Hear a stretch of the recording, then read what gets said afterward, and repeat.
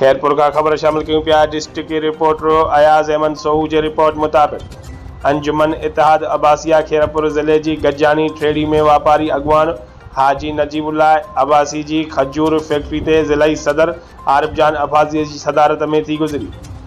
गजानी में ज़िले के उहदेदारनि ऐं बिरादरी के मुअज़्ज़ज़ माण्हुनि ने शिरकत कई। उन मौके ते गजानी के खिताब कंदे ज़िलाई सदर आरिफ जान अब्बासी चयो त असांजी बिरादरी एक प्लेटफॉर्म ते गॾु न हुजण करे मसइलनि जो शिकार है। हर दौर में असांजी बिरादरी के पोइते रखियो वियो आहे। बिरादरी की अक्सरत वारनि इलाइक़नि में के तरक्याती कम न थिया आहिनि ऐं बिरादरी जी आला तालीम याफ़्ता नौजवाननि के न वरी रोज़गार ॾिनो वियो आहे।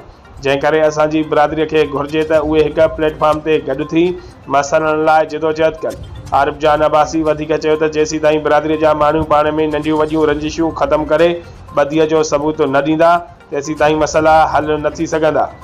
उन मौके ते अंजुमन इत्तेहाद अब्बासिया ज़िला खैरपुर ऐं तालुकनि के उहदेदारनि जंहिंमें रईस गुलबार खान कलोड़ो, हाजी नजीबुल्लाह कलोड़ो, काउंसलर फयाज़ हुसैन अब्बासी, आमिर अब्बासी, काशिफ अली कलोड़ो, अशफाक अहमद अब्बासी, जाहिद हुसैन अब्बासी, खुदा बख्श अब्बासी, आफ्ताब अब्बासी, नेक मोहम्मद अब्बासी, मोहसिन अब्बासी, बशीर अब्बासी, हुब अली कलोड़ो, सईद अब्बासी, मुजीब अब्बासी, हफीज़ अब्बासी, साकिब अली अब्बासी, सईद अहमद अब्बासी, एजाज अहमद अब्बासी, हाजी नईम अली अब्बासी समेत मुख्तलिफ़ तालुकनि के उहदेदारनि वॾे अंग में शिरकत कई।